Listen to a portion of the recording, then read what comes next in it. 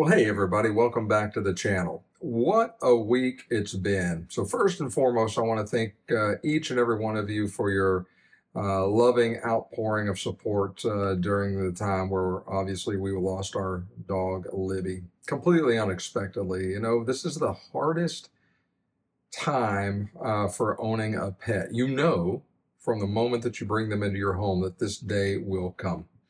We like to put it off. We like not to think about it. Sometimes it just shows up completely out of the blue and unexpected. And so I just want to say thank you for all of your kind comments and your support while we kind of, navigate our way through this. We're fine. The other dogs are fine, and it's time to move forward. There will be a hole in our heart for many years, but we have to live. And so that's exactly what we're doing. And so today, I want to bring you part 4 of the 2025 Manor Row series rebuild. This is the 10-foot village that's going to go in the center of our home on our dining room hutch area. And today we're going to focus solely on the middle section, the cemetery. I had most of it done, probably 98% of it done before we took our vacation. And then obviously everything kind of fell apart and I didn't feel like doing a whole lot of crafting. And so I finished the remaining 2%, added a couple of extra details I think you guys are going to enjoy. I certainly think it looks really good. And so I think we're ready to kind of show it to you and let you see how you think it looks and maybe what you would have done different or what you like about it or what you dislike about it. So, hey, with that, let's jump in and take a look at part 4, the cemetery piece to the 2025 Manor Row series. Okay, so here is the finished base. So this is the middle 2-foot section of Manor Row. This is the cemetery that's going to sit in the midst of both sides of all the other manors. And so this probably is some sort of a family cemetery, I would imagine, being in this neighborhood. And we've got the moon rising behind the wooded area there. And as we come through the gate, you can see that most of it, I think pretty much all of it is done. We've got the road down, we've got the sidewalk, we've got some fall leaves and some sand. And so that's sort of how it's starting to come together. The curb back here, the road's a little bit dirty, and we've got the fence. I just put again, I think we talked about this in the last video. I wanted to use the spooky wrought iron fence all the way through Manor Row to include the manor homes and then carry that same theme through into the cemetery. Now, a couple of things we are missing, and we're going to have a couple of street lights. I think we're going to have one on this side and perhaps one on this side. Same with the manor homes. We haven't done those yet. Those will be coming. But this is sort of what it's starting to look like. Now, I can see on the video that the moon is sort of flickering. It's not in real life. It's just a purple color. I like the purple color, quite honestly. I think it looks really good. I'm going to stand up and get a little closer so we can go over some of the better details here. So as we were to walk through the gate, we've got the centerpiece. Now, again, these are all from the Etsy store of, I'm going to fumble the name. I've said it in a couple of other videos. Let me find that name and I'll tell you exactly what it's. I think it's Mini Creation Studio is the name. And Perry is the guy who sells all this stuff. And I know a bunch of you have ordered from him already. He does fantastic work. Everything that you see in the graveyard from headstone-wise and crypt-wise are all his creations that I'm using in this build. So you can kind of see as you come through, we've got some of the sandy area walkways. It's very simple, quite honestly. It's a centerpiece going around the statue there. And then one trail going over to the right and one going off to the left. And then as we start focusing on some of the gravestones and the crypts, I mean, you can see just how cool they look. The grass is done and crunchy. It's not going anywhere. It's really, really dry. We've got the rocks, and then we've got those dark forest landscape trees from Department 56. What a perfect place to use them. And so I think they fit perfect in there. It was sort of designed for that.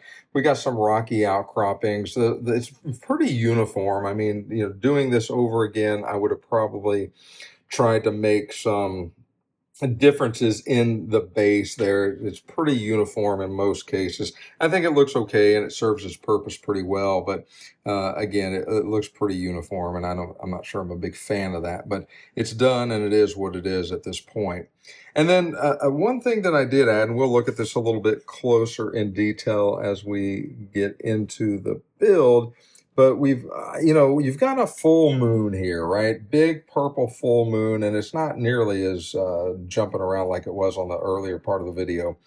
But where you've got a big moon rising up over the horizon behind the trees like this, you would be crazy not to include the Wolfman, right? I mean, the moon is what's making his eyes go crazy. And then we put a little bit of additional light on him in the form of an LED. And so you've seen me do that 100 times on some of my other videos. And so I just wanted to put a green LED that is powered by the same cords. You can see here the 3-prong adapter that I use for all my Department 56 stuff. It's a 3-volt, 3 to 5-volt, I think, LED. I get those from Evan Designs online. Great, sort of a small store in Colorado that is really good at shipping and very quick at shipping, and helps you out a lot. So I only buy from them when I do LED stuff. And again, you see me do that. So if I move this tree out of the way and then kind of get back in here, I know it's hard to focus, but all I did was took a hot wire foam tool and cut a small hole into that, put the LED down in there, and then affixed it in with one of its little brackets.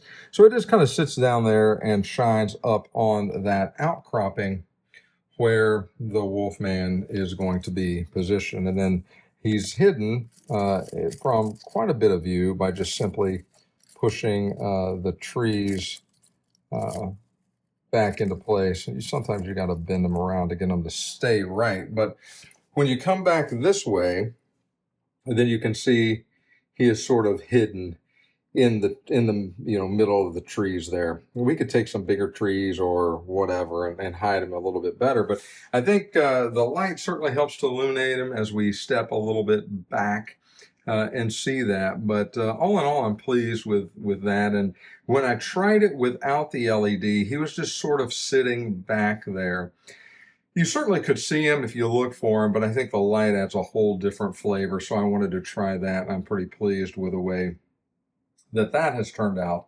And so you can see, as you kind of walk, if you were to kind of walk along this street, you can kind of see the graveyard a little bit. Here's the way it looks with the moon coming up, the werewolf in the back. And, that would be a scary graveyard to go in at night for sure. And it'll get even more scary as we add some of the finer detail as we go to set this thing up for the final piece of it.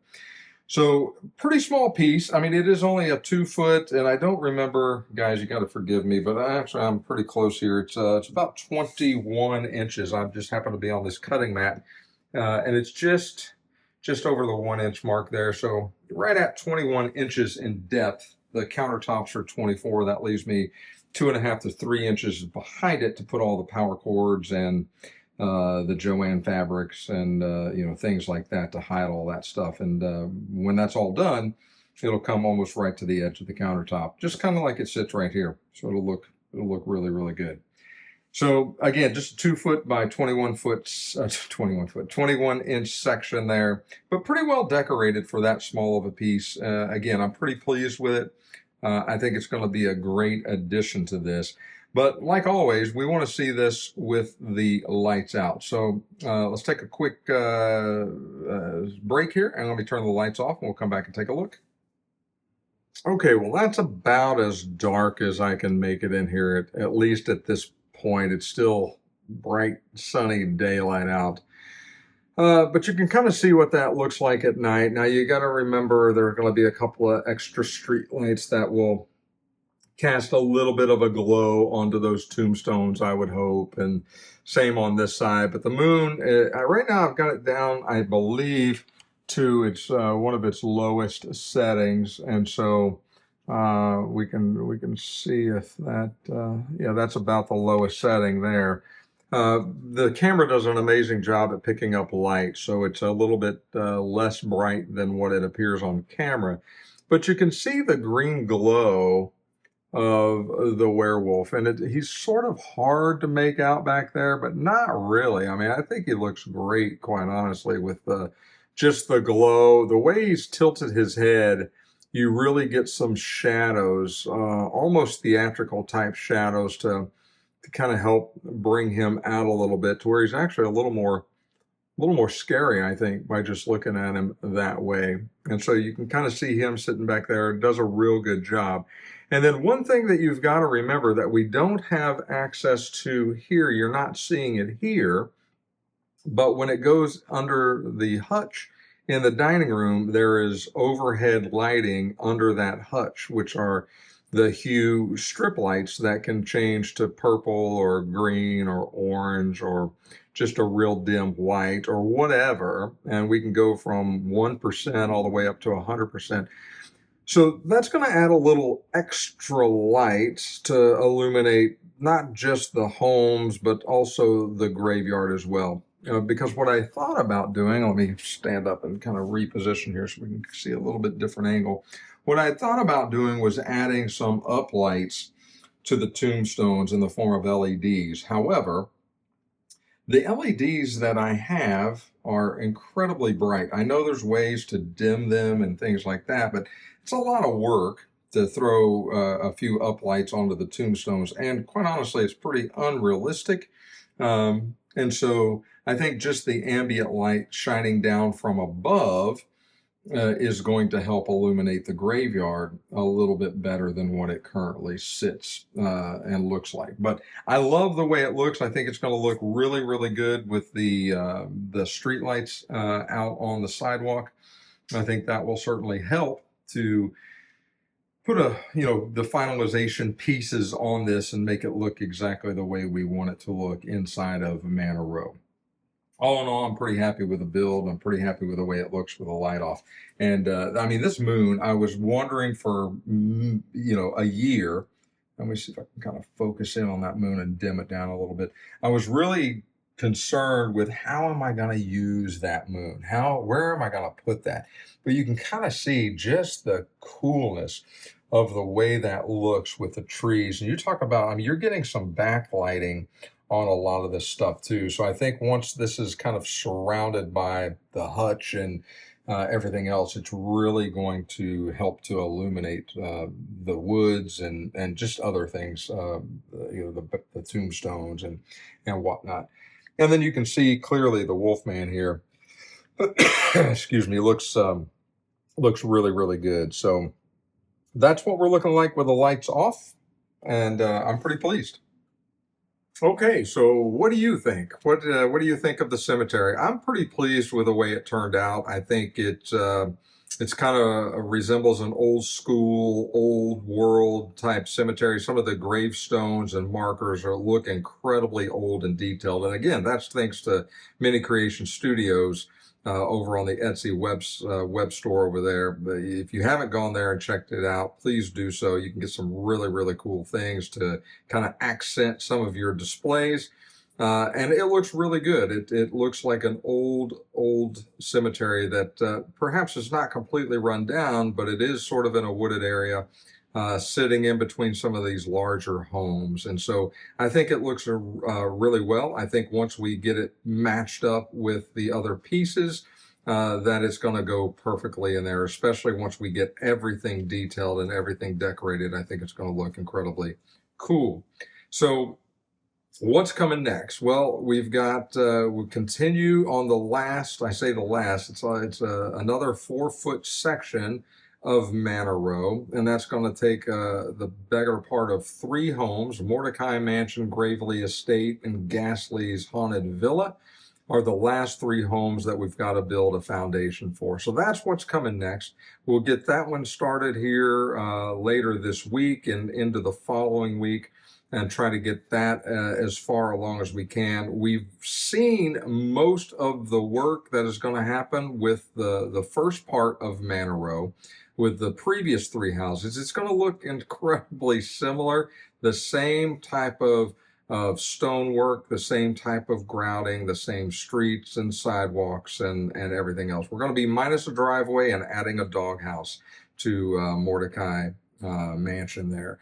Other than that, everything else is going to look really close to what we've already done. So we'll get started on that one pretty soon. You've got that one to look forward to. And then I'll tell you, once we're done with that and it's detailed up, quite honestly, we're done with Manor Row for 2025, and I've got to find something else to work on. So pretty excited about all that. Hopefully you guys are excited about that as well. And this, if everything goes as planned, if everything continues to move forward, then we should be done with Manor Row 2025 series probably around, I don't know, this is the middle of June, so we're probably talking the middle to late part of July at the latest. We do have some more travels coming up. Need to go home and see my father and go back to my hometown for a little bit, go back to my wife's hometown for a little bit, just kind of take a whirlwind trip and kind of see some family, as it's certainly time to do that. But we've got to get this Manor Row knocked out so we can move on to the next biggest thing coming. So what is the next biggest thing coming? Well, here, at least in Phoenix, I am still waiting on the Trick or Treat Lane house. Don't have it yet. I'm still waiting on the 56 Fright Avenue stuff. Don't have them yet. I don't know when they're going to be available. Still looking for the Exorcist house. Still looking for the house on Neibolt Street. Absolutely, we'll make some vignettes with those once we get them. We'll obviously do reviews once we get them.